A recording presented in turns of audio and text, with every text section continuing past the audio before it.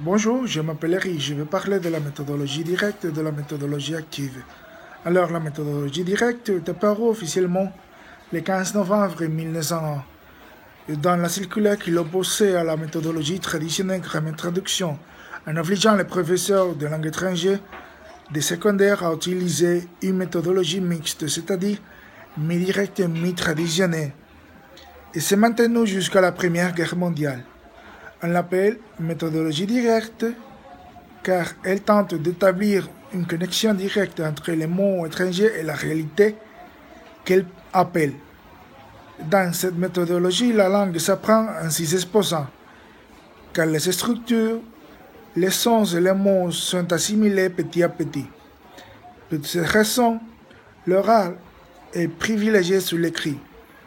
De plus, l'utilité des explications grammaticales explicites est sous-estimée et la traduction est censurée.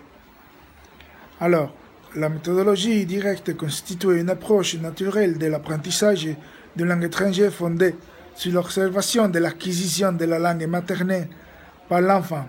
Plusieurs caractéristiques de la méthodologie directe sont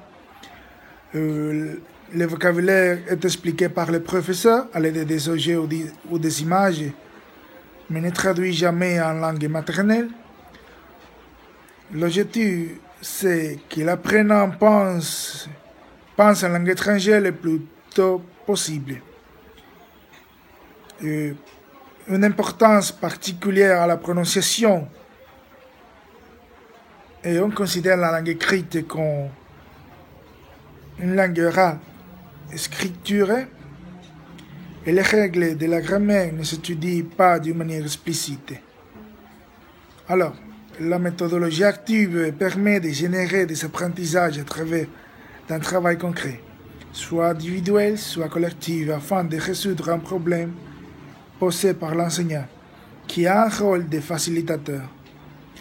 La résolution des cas et l'explication des connaissances sont généralement les méthodes les plus efficaces pour un enseignant actif et participatif, car elles permettent de qualifier l'apprentissage et de le transférer dans l'environnement des étudiants et de comprendre des avantages dans le monde réel. La méthodologie active a été utilisée d'une manière généralisée dans l'enseignement scolaire français des langues vivantes étrangères depuis les années 1920 jusqu'aux années 1960. Avec la méthodologie active, l'enseignement du vocabulaire et de la grammaire ne se faisait plus sur le mode de la répétition intensive. On lui préférait plutôt la répétition extensive de ces structures.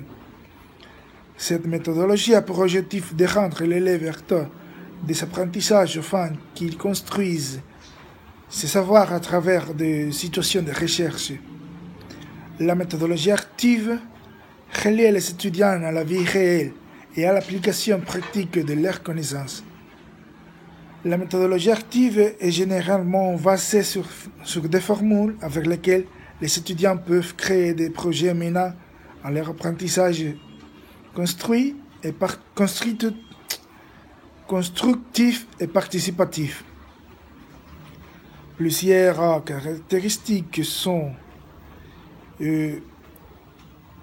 un enseignement centré sur l'étudiant, un apprentissage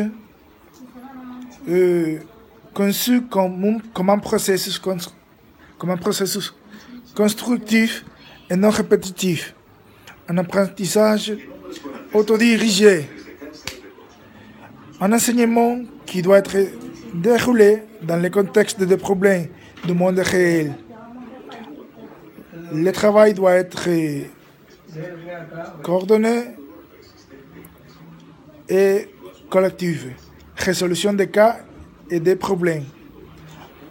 Apprentissage basé sur le monde réel. Découverte et exploration gratuite. Bonjour, et c'est tout pour mon exposé.